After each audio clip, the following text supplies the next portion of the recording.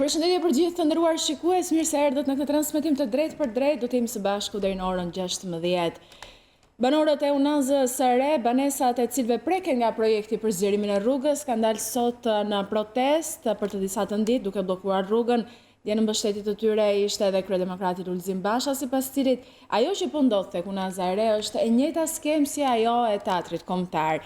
Klajdi Bolli ndodhet pranë protestuesve dhe do të lidhemi me të në këto momente. Klajdi, përshëndes.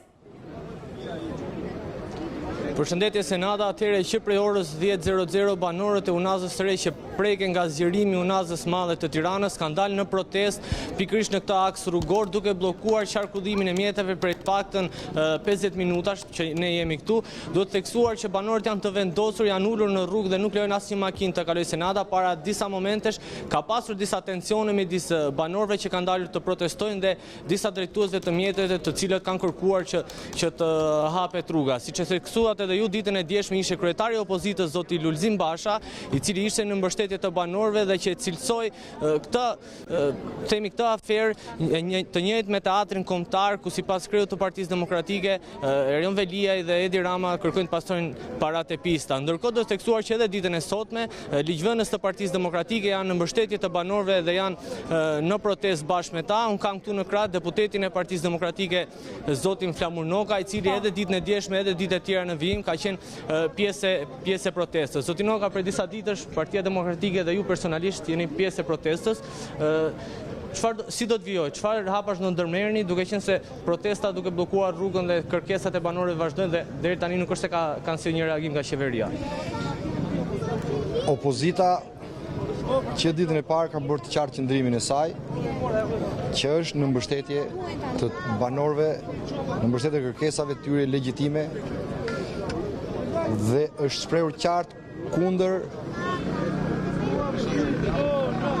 veprimit banditesk të Bashkisë Tiranës dhe qeverisë ndaj këtyre qytetarëve të Tiranës. Është dita e 7 e protestës dhe çdo gjë ka rënë në vesh të shurdhër. Qeveria dhe bashkia bëjnë sikur nuk ekzistojnë këta banorë, vetëm se kanë njoftuar që do t'ja u prishin gjitha banesat, as nuk ka ardhur kush të bisedojë me këta. Ato dëgjesat e kryetarit të bashkisë që i bën me stafin dhe me punonjësit e tij, duhet viti bëj dëgjesat me qytetarët që kanë halle dhe po nxiren rrugë. Askush nga këta banorë nuk është kundër ndërtimit të rrugës. Të gjithë protestojnë sepse po nxiren në rrugë. Dhe pa shtëpi dhe pa katandi, sepse askush nuk ka matur, nuk i ka sjellë letër, nuk ka matur banesat dhe bizneset e tyre, nuk i ka vlerësuar, jo më dhe askush s'ka ndërmend me sa duket nga qeveria as t'i kompensoj këta, sepse askush po merr përsipër t'i dëgjoj, përveç se opozitës. Kjo është as më shumë dhe as më pak vetëm një barbari ndaj këtyre banorëve. Janë të gjithë dakord që të bëhet projekti, por me një të vlerësohen, të kompensohen dhe të mos hidhen rrugë. Klajdi, nëse mund ta pyesësh zotin Noka. Por të mos thonë që kalon kufit është edhe genocid ndaj këtyre banorëve. Ndaj ne jemi të vendosur t'i mbështesim. Po, Klajdi, në çfarë mënyrë do t'i mbështesin këta banorë? Vetëm me deklarata?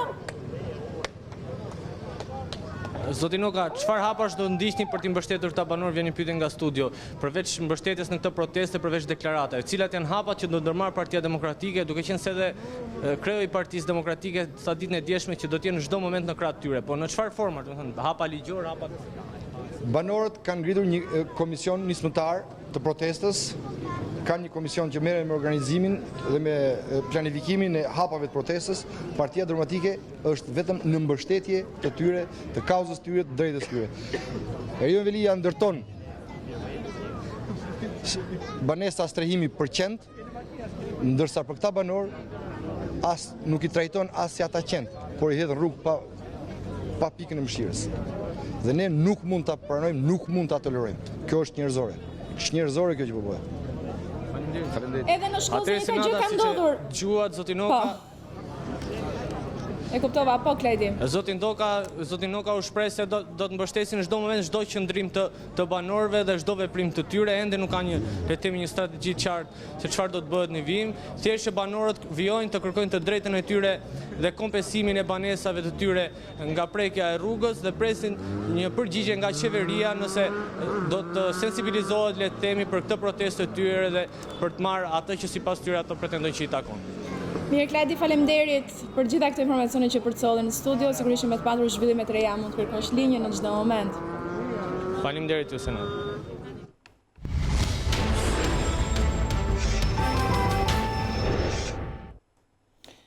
Presidenti Ilir Meta dekretoi dje ligjin për lojrat e fatit. Ligjeri parashikon që në 1 janar në territorin e Shqipërisë të mos ketë më pika bastesh sportive, kazino elektronike apo edhe bingo. Dekreti i presidentit erdhi pak javë pas miratimit të këtij ligji në kuvend me 75 vota dhe u krye brenda afatit kushtetues. Ligjeri për lojrat e fatit ishte një lëvizje e qeverisë dhe kryeministrit Rama kundër industrisë së kumarit, që është bërë tepër problematike në Shqipëri. Ndërkohë që pritej të nisnin efektet e spostimit të pikave të basteve, qeveria bëri një lëvizje të papritur që shkaktoi debate dhe vendosi mbylljen e të gjitha basteve, madje edhe atyre online. Këtë lajm kryeministri Edi Rama e artikuloi për herë të parë në emisionin dritare me Rudinën në News24. Dekretimi i ligjit të lojrave të fatit nga Meta erdhi në një kohë kur ky fundit shkaktoi tërëzir politike me mosdekretimin e ministrit të Brendshëm. O dje presidenti Meta i quajti amator dhe të njanshëm ata që e kritikojnë për mos dekretimin e ministrit të Brendshëm dhe ju kërkoi të lexojnë mirë kushtetutën. Deklaratat e Metës u bën ndërkohë që Rama i dërgoi në zyrë për herë të dytë emrin e Sandar Leshit për dekretim. Me firmosin e dekretit për temëruar Helidon Bendo në krye të shërbimit informativ shtetëror dhe me propozimin e Vitore Tushës si emër për të drejtuar kontrollin e lartë të shtetit, u duk se përplasja në distancë Rama Meta u shua, por aparenca me sa duket na ka gënjur. Kreu i qeverisë dhe kreu i shtetit kanë rinisur lojën e shahut me lëvizjet e bëra. Lëvizjen e parë mëngjesin e së premte se ka bërë kryeministri Rama. Në një status në Twitter, kreu i qeverisë ka lajmëruar se ka rifirmosur kërkesën për dekretimin e Sandar Leshit nga presidenti, bashkë me një relacion argumentues. Sa po kam rifirmosur për ridërgim kërkesën për dekretimin e Sandar Leshit, ministrit të Brendshëm, drejtuar presidentit të Republikës. Bashkëngjitur do t'i dërgohet presidentit edhe një relacioni detajuar shpjegues në funksion të dekretimit të ministrit të Brendshëm. E menjëhershme ka qenë përgjigja e Ilir Metës. Kreu i shtetit tha se dekreti nuk është një akt formal, por substancial. Të gjithë kritikëve ai u përgjigj se duhet të lexojnë kushtetutën për të kuptuar se cilat janë kompetencat e presidentit. Pa dashur të jap leksione për kushtetutën, por të gjithë amatorëve, diletantëve apo të njanshme, do t'i ftoj edhe një herë të lexojnë kushtetutën, kompetencat e presidentit. Dhe akt formal apo ceremonial është vetëm betimit e presidentit. Dhe të gjithë atyre që mendojnë që dekretimi nuk është një akt substancial dhe individual, po formal, dhe se presidenti ka detyrë vetëm të firmosi. Kam një pyetje tjetër. A mundet parlamenti të rrëzojë dekretin e presidentit për një ministër? Sepse edhe kjo nuk është e shprehur në mënyrë eksplicite në kushtetutën e Republikës së Shqipërisë. Më lini të bëj detyrën time me përgjegjësi të plotë. Nga dita e sotme, presidenti i Republikës ka 7 ditë kohë për dhënë mendimin e tij për kërkesën e dytë të kryeministrit Rama. Ashtu si edhe në dekretin e parë na duhet presim disa ditë, pasi presidenti Meta nesër niset për një vizitë drejt Francës. Eurodeputeti Knut Fleckenstein dhe ambasadori BE-s Luigi Soreka vlerësuan figurën e Sandar Leshit dhe theksuar nevojën për një ministri të brendshme funksionale në vend. Raportuesi për Shqipërinë në Parlamentin Evropian u shpreh kundër bojkotit parlamentar të opozitës dhe kërkoi miratimin e reformës zgjedhore. Bashkimi Evropian kërkon një ministri të brendshme funksionale në të gjithë ngrehinën e saj. Për Sandar Leshin, ministrin e padekretuar nga presidenti i Republikës, eurodeputeti Knut Fleckenstein dhe ambasadori i Bashkimit Evropian Luigi Soreka thanë fjalë të mira. Kemi një interes të përbashkët që të kemi një ministri të brendshme funksionale dhe ministër tërësisht funksional. Presidenti mund të ketë disa informacione më të thella që e quan në marrjen e vendimit. Nuk jam unë personi që mund të kritikoj presidentin, por nga organizmat ndërkombëtar di që për zotin Leshi ka komente të mira dhe pritet mirë. Megjithatë, kjo nuk përjashton informacionet që mund të ketë presidenti. Për zotin Leshi mund të konfirmoj që komuniteti ndërkombëtar e vlerëson punën e tij dhe reputacionin e tij dhe për këtë arsye mund të konfirmoj çfarë tha zoti Fleckenstein, që zoti Leshi është një zyrtar i lartë i njohur, i trajnuar dhe nga komuniteti ndërkombëtar dhe për këtë arsye gëzon reputacion shumë të mirë. Por Shqipëria nuk përjeton vetëm për plasje institucionale presidents kryeministri. Klima politike mbetet e tensionuar mes mazhorancës dhe opozitës. Knut Fleckenstein ripërsëriti thirrjen për ndërprerje të bojkotit parlamentar të opozitës dhe për qëndrimin tek reforma zgjedhore. Nuk jam në anën e politikanëve që mendojnë bojkotin parlamentar. Reformën zgjedhore e konsiderojmë shumë të rëndësishme dhe kam përshtypjen se ende dy kryetarët e komisionit po bëjnë më të mirën për të shpëtuar atë për të cilën po punojnë. Dua t'i bëj thirrje palëve se do të ishte një shenjë për BE-n që në një çështje kaq thelbësore është e mundur që palët të gjejnë dakordsi. I vetëdijshëm për ecurin me hapa të ngadalë të reformës në drejtësi, raporteri për Shqipërinë në Parlamentin Evropian apeloi për durim. Reforma në drejtësi po ecën mirë pavarësisht problemeve që duhet të zgjidhen. Kjo është një reformë unikale pasi nuk kam parë asnjë vend të rajonit të ketë bërë këto përpjekje. Duhet durim për zgjidhjen e problemeve. E kur flet për drejtësi, eurodeputeti thekson se akuzat mbi kryebashkiakun e Durrësit, por edhe deputetëve të caktuar të Partisë Socialiste, duhet të marrin zgjidhje vetëm nga organet e drejtësisë. Kam dëgjuar akuzat kundër kryebashkiakut të Durrësit, do të duhet që prokuroria të lejohet të bëj punën e vet. Nuk mund të them se kush ka të drejtë e kush jo. Drejtësia duhet të thotë fjalën e saj. Lidhur me pamjet e një dite më parë në bularat të Gjirokastrës, ku varrimi Konstantino Kacifas u shqyrua nga thirrja antishqiptare të ekstremistëve grek, Fleckenstein u tregua tepër i kujdesshëm. Kam marrë dhe një letër nga disa kolegë grek e Çipriot nga Parlamenti Evropian. Nuk mendoj se ka nevojë të kemi nacionalist grek që të keqpërdorin këtë situatë të trisht. Nga njëra anë mos lejojmë nacionalistët të përdorin këtë situatë, nga ana tjetër të jemi të hapur për ta zgjidhur problemin mes dy vendeve, nëse nuk ka asgjë për të fshehur. Në komunikimin me gazetarët, eurodeputeti ritheksoi mbështetjen që Parlamenti Evropian i jep hapjes së negociatave për antarësim të Shqipërisë, por se vendimi në fund i takon Këshillit të Bashkimit Evropian. E pyetur për ngërçin e krijuar mes kryeministrisë dhe presidencës pas mosdekretimit të ministrit të brendshëm, ambasadorja franceze u shpreh nga Korça se kushtetuta shqiptare është e qartë dhe se kryeministri e presidenti janë persona me eksperiencë në politikë, ndaj e dinë se ç'duhet bërë.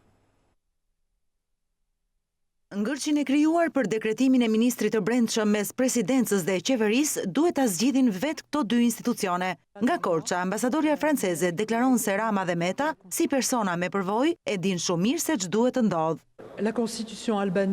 Kushtetuta shqiptare më duket e qartë, unë mund të reagoj si juriste, por nuk më takon mua dhe kolegëve të mi të reagojnë për këtë situatë. Mendoj që si kryeministri ashtu edhe presidenti janë persona me eksperiencë në politikë që kanë shkëmbime permanente mes tyre dhe që e dinë shumë mirë se çfarë duhet të ndodhë. Për ambasadoren Kristin Vasak, zgjidhja e problemit të gjykatës kushtetuese në Shqipëri është nevojë emergjente. Vous pointez du doigt un véritable problème. Ju e drejtoni gishtin në një problematik të vërtet, por do duhet që si çdo vend tjetër, edhe Shqipëria të ketë gjykatën kushtetuese. Është e nevojshme si në këndvështrimin e politikës së brendshme, ashtu edhe për politikën e jashtme. Edhe këtu duhet të kemi besim tek autoritetet kompetente që të gjejnë një zgjidhje, sepse vërtet është urgjente. Për sa i përket punës së rendit në luftën kundër krimit e korrupsionit, ambasadorja vlerëson se janë ndërmarrë iniciativa domethënëse dhe shpreh besimin se edhe me drejtuesin e ri të Ministrisë së Brendshme, objektivat në këtë drejtim do të realizohen. Pas ngjarjeve në Bularat gjatë funeralit të Kacifas, 52 shtetas grek shpallen persona të padëshiruar për vendin tonë për veprimtari në dëm të sovranitetit të vendit. Shfaqe deklarata sfiduese ndaj rendit kushtetues, sigurisë kombëtare dhe qetësisë publike. Zëvendës ministri i brendshëm Leshaj, pas askush nuk duhet ta marrë urtësinë tonë për dobësi dhe asnjë i huaj nuk mund të shkel ligjin pa u përballur me pasojat. 52 shtetas grek janë shpallur të padëshiruar nga Republika e Shqipërisë pas shfaqjeve ekstremiste gjatë ceremonisë mortore të Konstantinos Kacifas, minoritarit që u vra më 28 tetor në një shkëmbim zjarri me policinë. Lajmi u bë ditur nga zëvendës ministri i brendshëm Sandër Leshi gjatë daljes së parë publike përpara mediave. Leshi cilësoi aktet e së njëjtës në Bularat, provokime vulgare, e të patolerueshme dhe dha mesazhin e qartë se asnjëri huaj s'duhet ta marrë urtësinë për dobësi.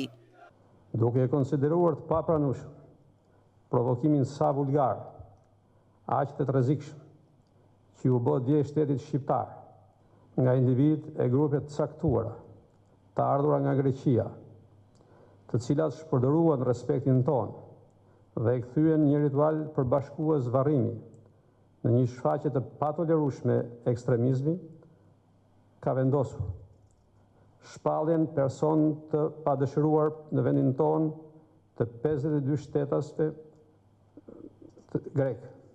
Askush s'duhet ta marrë urtësinë tonë për dobësi. Ndërkaq sipas burimeve të prokurorisë, për 44 shtetas grek është vendosur dëbimi i tyre për 10 vite, pasi përbënin rrezik për rendin dhe sigurinë në vend. Ndërkohë, për të tjerët janë referuar veprimet dhe është kërkuar shpallja si të padëshiruar në vendin tonë për 15 vite. Akuzat për grekët nga Athina, Patra, Igumenica, Peloponezi, Preveza u ngritën pas survejimit të kryer në terren nga inspektor të shish gjatë ceremonisë në Bulerat. Të padëshiruarit akuzohen për prodhim dhe mbajtje të armëve të gjuetisë, kalim të palishëm të kufirit, nxitje të urrëties dhe shpërndarje të shkrimeve antikushtetuese, kurse drejtoria antiterrorit në bashkëpunim me policinë e Gjirokastrës dhe ato të kufirit referuan materialet në prokurori për 11 shtetas, të cilët do të hetohen në gjendje të lirë. Në cilësinë e provës materiale këtyre shtetasve u janë gjetur dhe sekuestruar maska flakadan, flamuj dhe bluza me mishkrimin Borjo e Piri. Pas shpalljes së 52 shtetasve grek si persona non grata në territorin shqiptar, ka reaguar Ministria e Jashtme greke. Në deklaratën zyrtare të saj kërkohet Shqipërisë të qëndrojë larg qëndrimeve, veprimeve që rëndojnë klimën mes dy vendeve.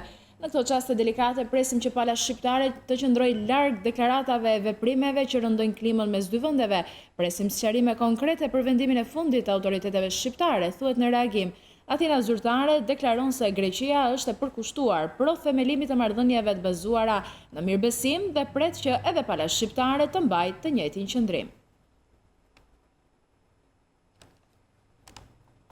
Ministri për Evropën dhe punët e jashtme Dytmir Bushati ka cilësuar si shpërfaqje të ekstremizmit grek aktet e 2 ditëve më parë në Bularat. Ai ka deklaruar se ky nuk është qëndrimi zyrtar i Athinës, ndaj sipas tij nuk duhet të bijem në kurthe të tilla.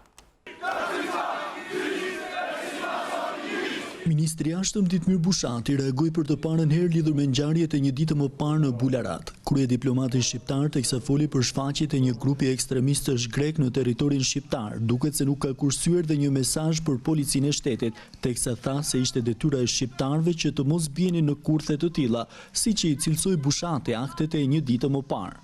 Shefi i diplomacisë shqiptare u kujdes që t'i distanconte aktet e të enjtës në Bularat nga qëndrimi që ka mbajtur Athina zyrtare.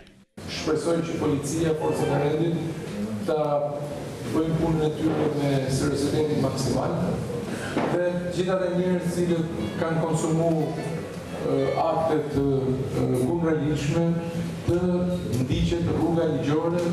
Detyra jonë është që mos bim kurthin që identifikojmë një grup ekstremistësh me popullin grek, i cili në ditë fshira dhe në ditë lumtura ka qenë aty krah programe ne. Reagimi i ministrit Bushati erdhi në përgjigje të pyetjes së një njeriu në Gjegjen të Pukës gjatë turit të llogaridhënies organizuar nga Bashkia e Zonës Veriore. Një ditë më parë, gjatë ceremonialit për përcjelljen në banesën e fundit të Konstantinos Kacifas, u dëgjuan thirrje anti-shqiptare në sfondin e karakterizuar nga simbole greke, mbi të cilat nuk kurseheshin as parolla anti-shqiptare. Thirrjet anti-shqiptare në Bularat, kryetari i PD-s Shpëtimi Drizi ka konsideruar të papranueshme dhe cënim të integritetit territorial të vendit. Në këto kushte ai ka kërkuar nga presidenti i Republikës mbledhjen sa më parë të Këshillit të Sigurisë Kombëtare.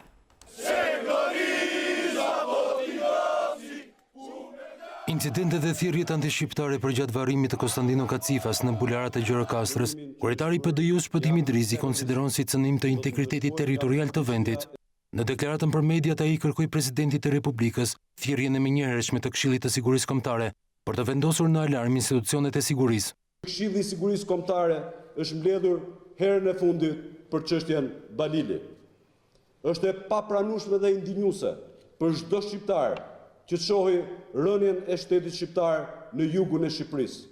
Ngjarje të tilla shqiptarët i kanë parë në vitin 1914, i kanë parë në vitin 1940, i kanë parë në vitin 1997, por kur ne nuk mund t'i pranojmë që t'i shohim të përsëritura në vitin 2018. Sipas Idrizit, një ditë më parë shteti shqiptar u gjend përballë shfaqjes së turpshme, të dhunimit të integritetit dhe mbi të gjitha të pushimit të së ekzistuarit të tij. Krei PD-ju sulmoi dhe ata deputetë shqiptar, të cilët sipas tij ju bashkuan nderrimit të një terroristi të keqpërdorur.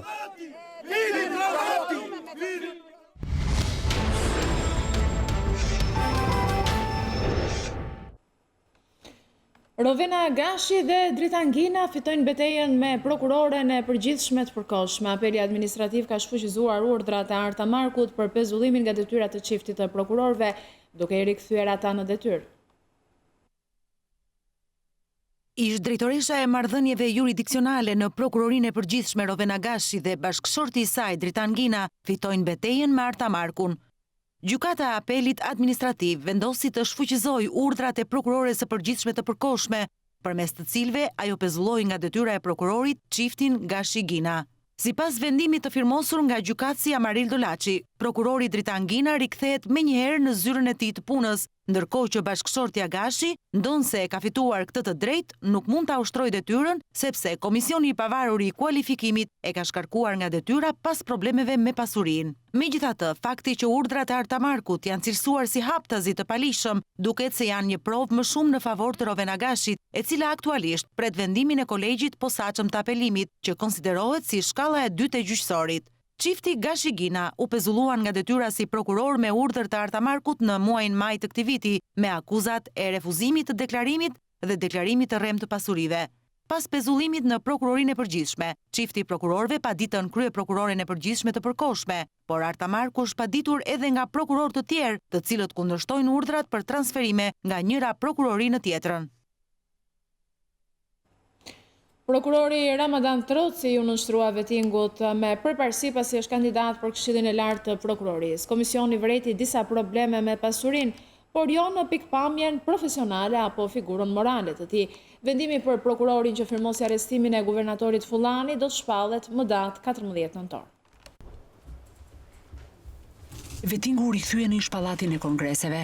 Komisionerët u larguan nga shtëpia e tyre e re tek ishllidhja e shkrimtarëve në rrugën e Kavajës, ku për një muaj zhvilluan seanca dëgjimore publike me njerëzit e drejtësisë, të cilët po kalojnë në filtrin e trefisht të kontrollit. Sallat e vogla që duket se ishin kthyer në një problem pasi cënonin solemnitetin e gjykimit të çështjes, bën që qeveria të vijë në lëvizje. Kështu me vendim të Këshillit të Ministrave, Komisioni të Pavarur të Kualifikimit i është vënë në dispozicion një sallë tek Pallati i Koncerteve, ambient në të cilin prokurori i gjykatës do të japin provimin e vettingut. Pikërisht në këtë sallë, Ramadan Troci, prokuror në prokurorinë e përgjithshme, u përball këtë të premte me institucionet e rivlerësimit kalimtar. Ai vetohet me përparësi për shkak se kandidon për Këshillin e Lartë të Prokurorisë. Trupa gjykuese relatoi se hetimi për prokurorin e karrierës kishte përfunduar në të trija kriteret: pasuria, figura morale dhe aftësitë profesionale. Nga hetimi janë konstatuar problematika në pasurinë që zotron subjekti i rivlerësimit. ILDKPI ka relatuar se Troci ka burime të mjaftueshme financiare, por ka fshehur pasurinë. Bëhet fjalë për një ndërtesë 32 metra katror në zonën e Paskuqanit, për të cilën Troci tha se ajo i përket babait të tij dhe sa i vet nuk ka patur asnjëherë dieni për të. Si problematike është evidentuar edhe fakti që prokurori jeton në një apartament në zonën e Pazarit të Ri, që sipas Trocit i përket një miku të tij, i cili ja ka lënë me qira. Sa i përket figurës morale, Ramadan Troci rezulton të jetë i pastër. Lidhur me kriterin e aftësive profesionale, komisioni tha se janë verifikuar 7 dosje të aksidenteve me vdekje në minjerat e Pulqizës. Trupa gjykuese tha se hetimet kanë qenë të cekta dhe jo efektive, dhe faju është lënë viktimave. Por Troci i rrëzoi gjetjet e komisioni dhe argumentoi se këto pretendime janë verifikuar edhe më herët nga prokuroria e përgjithshme dhe hetimet kanë rezultuar të rregullta. Në vijim të seancës, kandidati për Këshillin e Lartë të Prokurorisë foli për një sulm të paprecedent dhe kërcënime të shumta në emrin e tij e pjesëtarëve të familjes, kur firmosi për sekuestrimin e pronave në Vlorë. Shkojmë tani drejt për së drejti në salinë e Lëvizjes Socialiste për Integrim, zoti Vasili. Kritik për të sotmen dhe për të ardhmen e vendit, dhe që lidhet në radhë parë dhe mbi të gjitha me ekonominë e këtij vendi. Një ekonomi e cila po shkon drejt një rënimi dhe po rrshqet në një drejtim krejtësisht të rrezikshëm në një gremin të vërtet financiare, për shkak të një qeverie e cila ka vendosur një strategji të qartë për të rrënuar ekonomikisht vendin dhe për të pasuruar veten e saj. Shifrat janë të qarta, janë tavolin, janë evidente, janë kritike dhe kanë të bëjnë me borxhin publik shqiptar.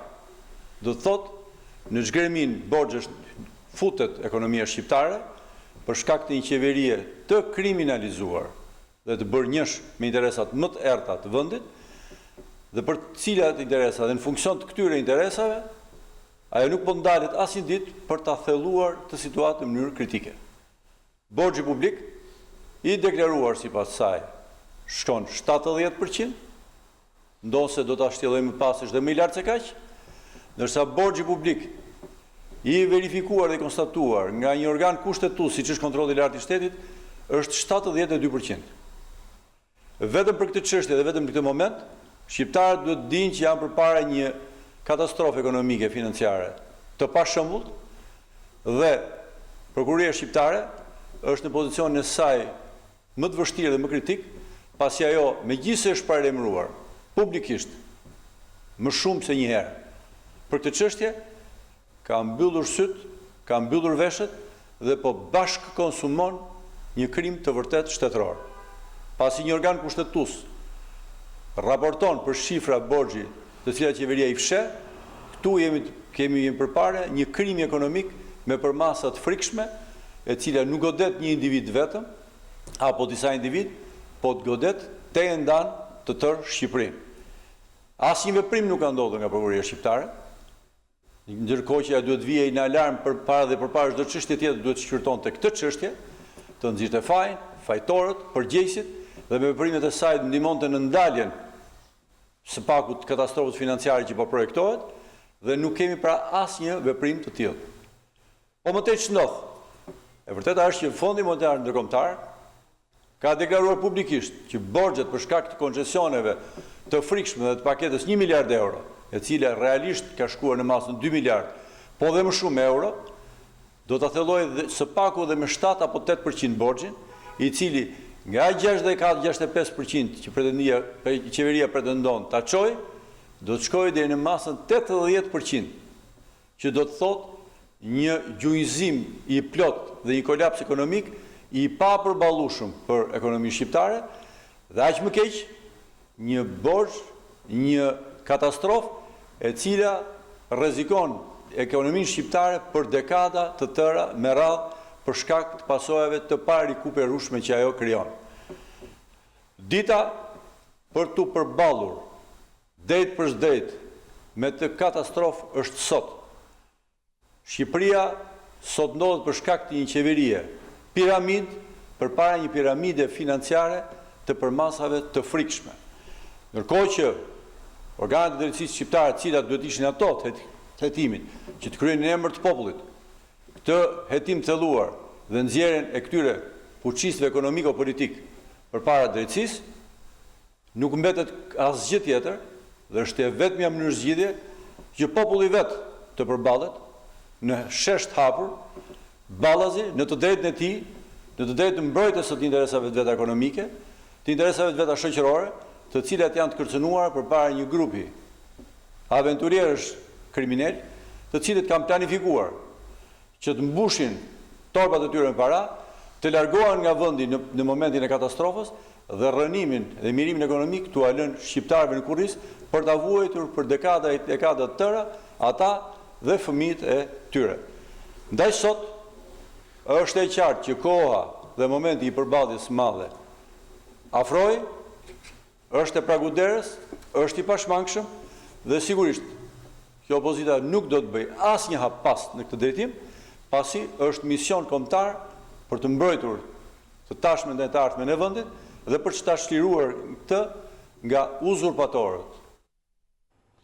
Ndoqët një pjesë nga deklarata e Petrit Vasilit nga Lëvizja Socialiste për Integrim, të nderuar shikues, një deklaratë cila lidhej me gjendjen e ekonomisë shqiptare, për cilën zoti Vasili në emër të LSI-s tha se ekonomia shqiptare po shkon drejt greminës, jemi përpara një katastrofe financiare Qeveria pasurohet duke varfëruar popullin. Ne rikthehemi kështu lajmeve, një ngjarje e rëndë ka ndodhur në Selenic, ku është vrarë me çifte gjahu kreu i njësisë administrative Kot, 64 vjeçari Fatmir Hodaj. Policia kap në banesën e tij autorin, 43 vjeçar nga Gumenica. Ishin ulur në një lokal duke konsumuar alkool, por në bisede sipër marrëdhëniet mes dy bashkëfshatarëve acarohen, deri në atë pikë sa njëri prej tyre humbi jetën nga plumbat e një çifteje. Ngjarja ndodhi pasditën e së premtes në fshatin Kot të Vlorës. Me armë zjarri është vrarë kryetari i njësisë administrative të Kotës në Selenic të Vlorës. 64 vjeçari Fatmir Hodaj është qelluar nga 43 vjeçari Admir Delaj nga Gumenica.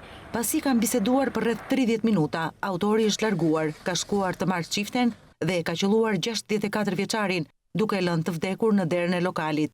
Policia ka arrestuar pas një ndjekje për rreth një orë pas ngjarjes autorin, të cilin e ka prangosur në banesën e tij në fshatin Gumenic. Po ashtu, policia ka sekuestruar armën e krimit çiften, të cilën e kishte pa leje, si dhe një çifte tjetër të gjetur në banesë, por që ishte e regjistruar.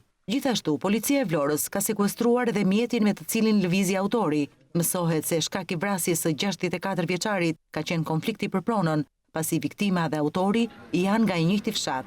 Delaj pretendonte se viktima, duke shfrytzuar funksionin si administrator, kishte përfituar më shumë tokë se i takon, duke hyrë në pjesë atij. Grupi hetimor po vijon punën për zbardhjen e plotë të rrethanave të ngjarjes. Një 28 vjeçar ka rënë në prangat e policisë pasi akuzohet se ka mbajtur peng për 24 orë ish bashkëmoshataren e tij. Policia bën të ditur se shtetasi Marius Musaku ka marrë forcërisht 27 vjeçaren me inicialet PM nga fshati Zhan në Lushnje dhe ka mbajtur peng të fshehur në qytetin e Durrësit. Denoncimi u bë nga babai i vajzës, i cili deklaroi në polici se dy persona i kishin rrëmbyer të bijën. 24 orë pas këtij denoncimi, policia bëri të mundur zbardhjen e ngjarjes dhe kampjen e 28 vjeçarit Marius Musaka, ndërsa u shpall në kërkim një tjetër person që dyshohet se ka ndihmuar për të rrëmbyer ish bashkëmoshataren. Marius Musaku rezulton të jetë dënuar më parë për dhunë në familje.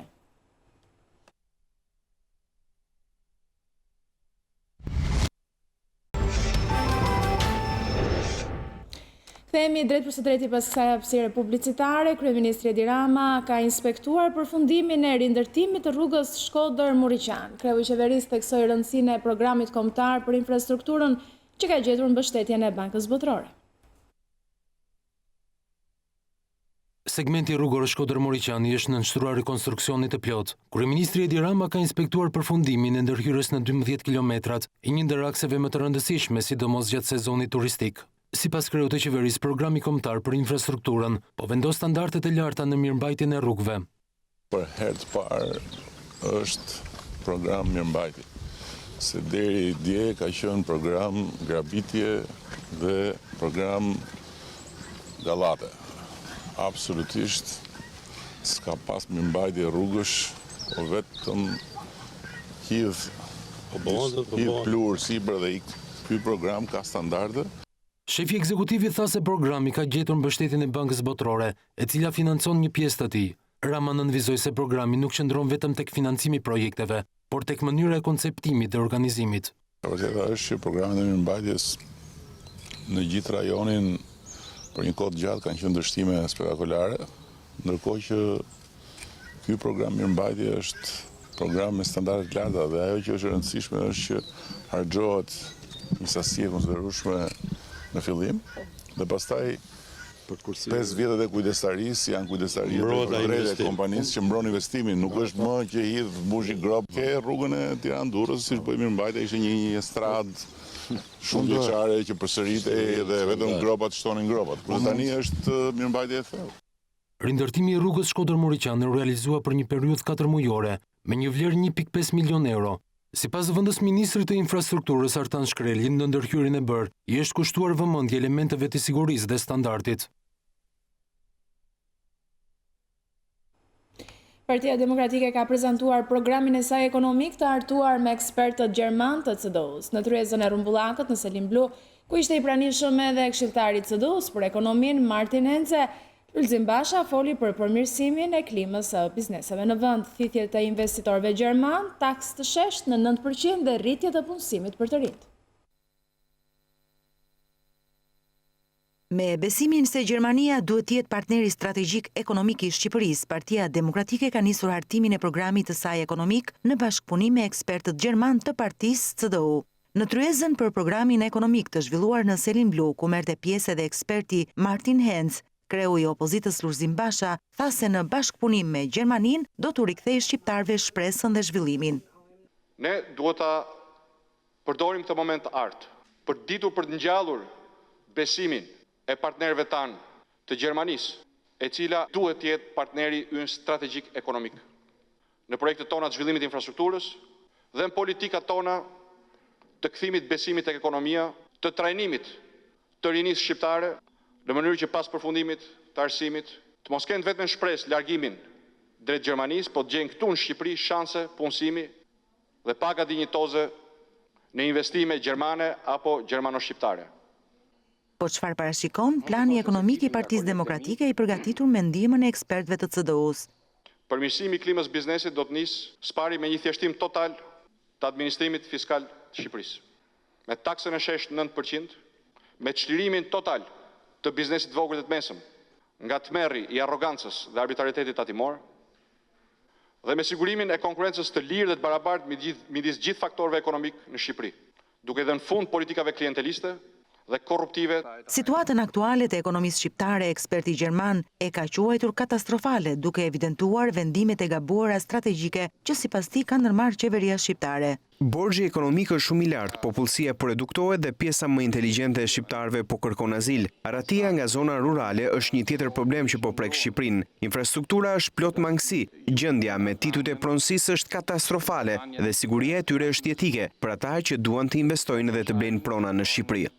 Ajo që Henze ngre si shqetësim janë nismat favorizuese për Kinën dhe Turqinë të disa vendeve të Ballkanit, përfshirë Shqipërinë.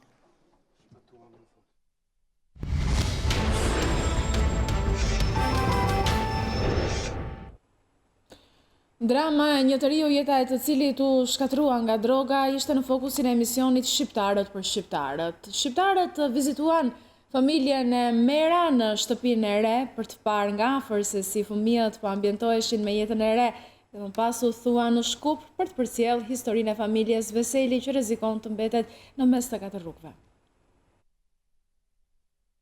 Bota errët, shkatrimtare dhe vdekjeprurse e drogës, ku janë futur shumë të rinj, u trajtua përmes historisë dramatike të Danielit në emisionin e shqiptarëve këtë të premte. I varur nga heroina për një dekadë, i riu tregoi si u shkatrua jeta për shkak të drogës.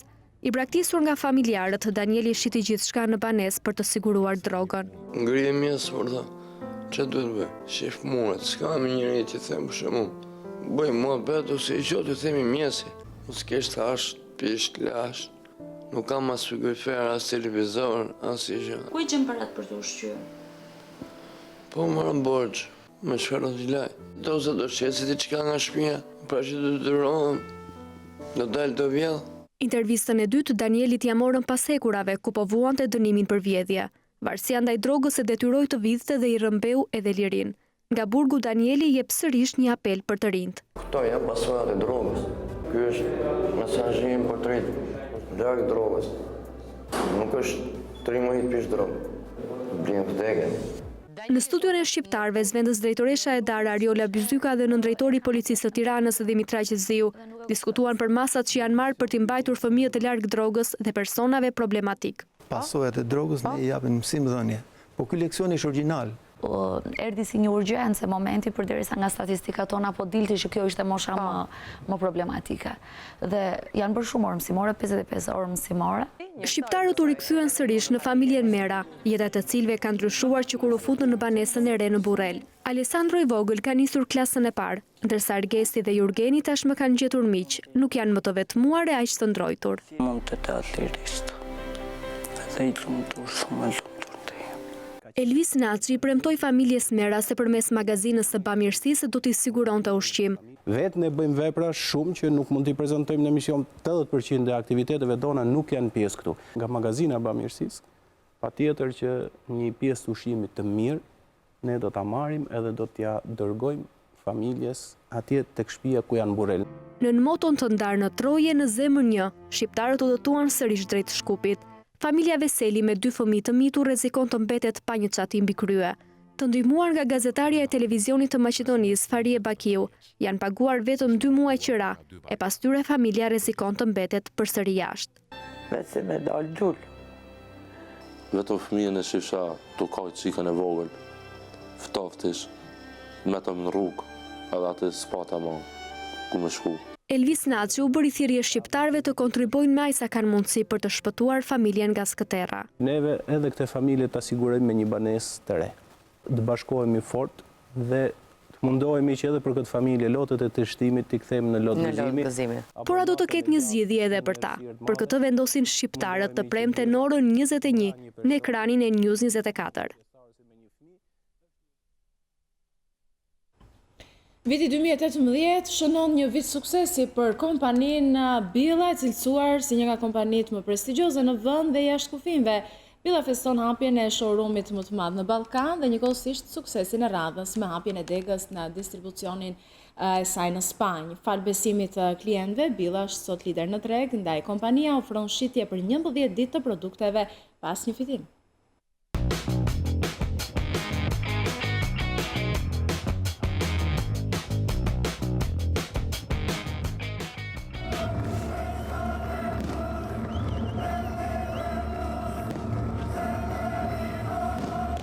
Në sloganin cilësia s'kapse të jetë shtrenjtë, kompania Billa inauguron hapjen e showroomit me sipërfaqen e ekspozimit më të madh në Ballkan. Duke u pasuar nga suksesi i radhës, hapja e Billa Home që do të plotësoj gjithë gamën e artikujve dhe mobiljeve që duhet për një shtëpi të bukur dhe komode. Billa mbart një histori suksesi e cila starton përpara vitit 2007, ndaj sot kompania shënon 11 vjetorin e lindjes, duke u cilësuar si një nga kompanitë më prestigjioze në vend dhe jashtë kufive, e specializuar në pllaka spanjolle dhe italiane. Themeluesi dhe frymëzuesi kësaj kompanie, njëkohësisht presidenti i bordit, aksioneri shefqet Billa, tregon udhëtimin e Billës që nisi nga një magazinë e vogël për të arritur në një korporat që synon eksportin në të gjithë botën. Për të arritur këtë gëzim e këtë krenari, na desht punë. Shqyqyr Zotit, ja kemi arrit. Pjesë e kësaj jeni të gjithë edhe ju, në një mënyrë apo në një tjetër. Për mu qelësi i suksesit ka qenë qëllimi. Kur qëllimi është i drejtë, edhe rruga bëhet shumë e lehtë. Drejtuesi i Billa Albania shprehet se korrektësia dhe vullneti janë suksesi garantuar. Shumë e thjeshtë për të pas sukses. Mjafton me pas vullnet, sukses të fortë, seriozitet, korrektësi në punën që bëjni. Qëllimi ka qenë hapja e kompanisë në Belgjik. Me tonë vërtetën, ylli është vllai i madh i jonë dhe unë i them truri i kompanisë. Qëllimi numër 1 ka qenë që ky jeton atje dhe pse jo mos me bën biznes në Belgjik, dhe qëllimi numër 2 është që kompania jonë të kalojë në korporat ndërkombëtare profesionale. Me rastin e grand opening të showroomit më të madh në Ballkan, kompania Billa sjell dhuratën më të madhe. Drejtuesi i shitjeve me pakicë dhe marketingut, Daniel Çakçiri, tregon se fal besimit të klientëve, Billa gjendet sot lider në treg, ndaj sipas tij është momenti për të dhënë diçka mbrapsht me një formë të padëgjuar më parë. Konform gjithë rregullave dhe sistemit të taksave, ne do bëjmë diçka shumë origjinale që nuk konsiderohet ofertë, në të fakt është vërtet një dhuratë. Për 11 ditë do shesim të gjitha produktet tona pa fitim. 11 vjet klientët na kanë ndihmuar të jemi këta që jemi sot, 11 ditë ne punojmë për ta pa fitim. Nga data 8-9 nentor e celebrojmë hapjen e showroomit në sipërfaqen e ekspozimit më të madh në Ballkan me këtë dhuratë. Billa shënon suksesin e radhës me hapjen e degës së distribucionit në Spanjë. Fal kontributit të klientëve, Billa renditet si distributori kryesor i produkteve, pllaka, parkete, hidrosanitare, me aspiratën që distribucionit t'i bashkangjitet gjithë pjesa e Europës, Amerikës së Veriut dhe Azisë së Largët. Me këtë lajm kemi mbritur në fund të këtij edicioni informativ. Të nderuar shikues, për më gjërë ju mund të klikoni gjithmonë në balkanweb.com. Aty lajmet i keni në kohë reale, të shoqëruara nga foto dhe video, gjithashtu mund të shfletoni online gazetën shqiptare dhe të shikoni live në çdo moment News 24. Faleminderit që na ndoqët, ndajemi këtu bashkë.